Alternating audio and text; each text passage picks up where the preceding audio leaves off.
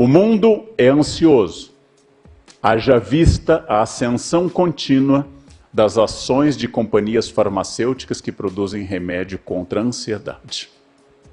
Querem uma dica de investimento? Querem uma dica de futuro? Seu filho tem dúvida sobre o que fazer? Psiquiatria. Geriatria, talvez, nunca pediatria.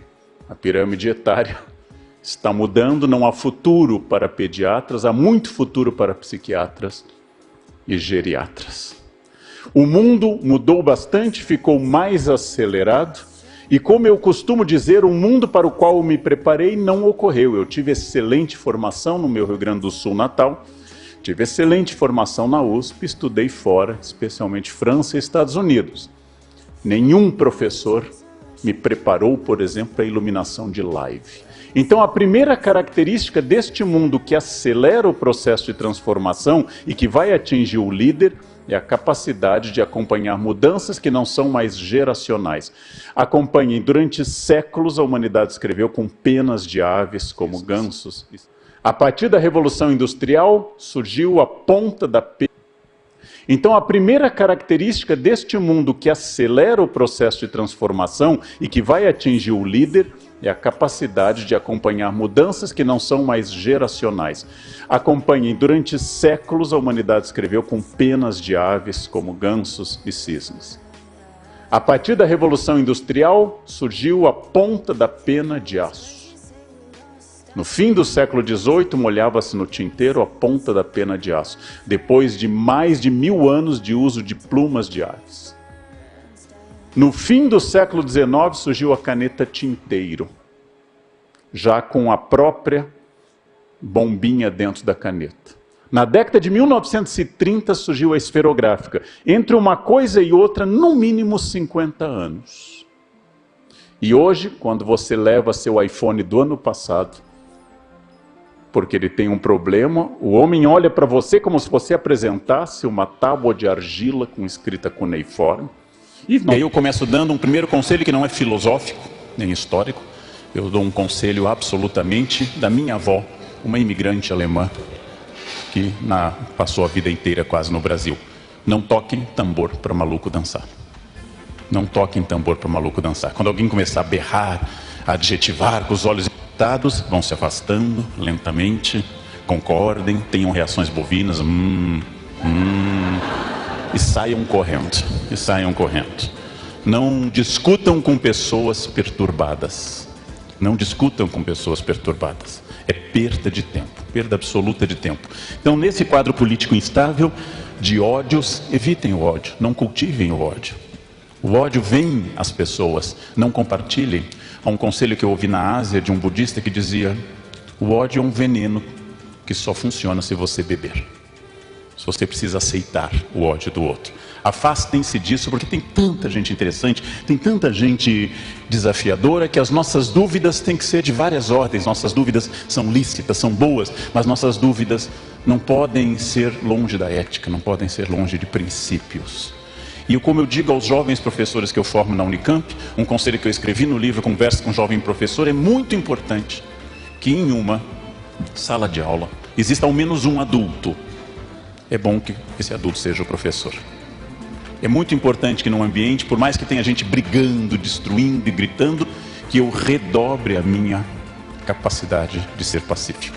Esse é o primeiro ponto no momento que nós estamos vivendo. O mundo está em transformação. Essa transformação sempre ocorreu, mas ela se acelerou. Quando meu pai se formou em Direito em 59, na Universidade Federal de Porto Alegre, ele nunca mais fez outro curso de atualização.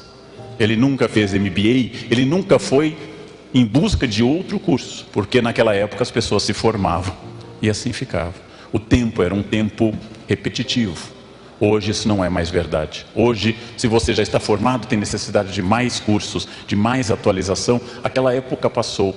A velocidade da transformação está tão grande, darei exemplos do que seria uma espécie de filosofia de um grego chamado Heráclito, que confiava e dizia que tudo era movimento, pantarrei em grego, tudo move, tudo se transforma, todas as coisas se transformam. Por exemplo, os celulares que as senhoras e os senhores têm nas mãos, eles são a síntese de toda a memória da humanidade. Todas as coisas que nós já produzimos como espécie humana estão lá. todas as poesias, todas as obras de arte, todas as músicas estão ao nosso alcance. Isso é uma revolução. Isso é uma radicalização da revolução de Gutenberg. Isso é a radicalização da imprensa. Nós capilarizamos, atomizamos o conhecimento. Quando eu era criança, os jovens não têm ideia disso, a professora mandava a gente pesquisar, a gente ia à Barça, Enciclopédia Barça, e copiava. Só tinha essa fonte. Nas famílias muito ricas havia britânica, mas só tinha essa fonte. O conhecimento estava em bibliotecas. O conhecimento estava reservado em bibliotecas. Hoje, cada vez mais, ele está para o bem e para o mal atomizado. As escolas têm que ser revolucionadas. E elas ainda, digo isso como professor, elas ainda não notaram a revolução, que é ter uma memória em HD externa. Uma memória externa a nós. Essa transformação também atinge um fato importante. A maior empresa de transporte urbanos do planeta não tem um único carro. Ela é um aplicativo na nuvem. E se você não sabe o que é nuvem, você tem diploma de datilografia. Isso é uma característica.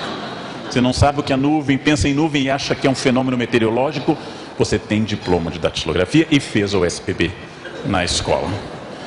Mais uma mudança importante para a gente registrar: a maior empresa de hospedagem do planeta, Airbnb, não tem um único hotel. Ela é um algoritmo de hospedagem, ela é um programa da nuvem também. Ou seja, essa é uma mudança enorme. Claro que já no século XVI Camões nos disse: mudam-se os tempos, mudam-se as vontades. Mas hoje essa mudança não é mais de uma geração para outra. Não é mais de uma geração para outra, ela é uma mudança imediata. Entre 2010 e 2017 já temos um outro comportamento tecnológico. Uma pessoa de 15 anos já não pertence mais à geração tecnológica de alguém de 25. Ora, tudo isso, claro que assusta mais quem nasceu antes, e eu vou lembrar que nós temos 3 grandes etapas de valor na história humana. A primeira etapa que nos dominou desde a pré-história foi a força física. Era o guerreiro mais forte que dominava a tribo, que tinha valor como líder. Essa força física foi substituída pela força do capital. Quem é mais rico manda na sociedade. Não preciso mais ser o mais forte, basta ter mais dinheiro. Chegou a hora do velhinho gostoso e rico. Não precisa mais ser o mais forte. Eu posso ser o Neymar e serei lindo, desde que o dinheiro e a fama me acompanhem. Esse é um novo critério. É claro que força física ainda conta, é claro que dinheiro é fundamental, mas nós temos uma terceira etapa, e essa pouca gente se deu conta. Hoje o que manda no mundo é a inteligência e não a força física. E apesar do capital ser fundamental, o capital hoje deriva da inteligência e não da produção. Não é mais o dono da usina siderúrgica, não é mais o montador de automóveis que é o milionário, mas é o fundador do Facebook, de um programa. É o fundador do Google e assim.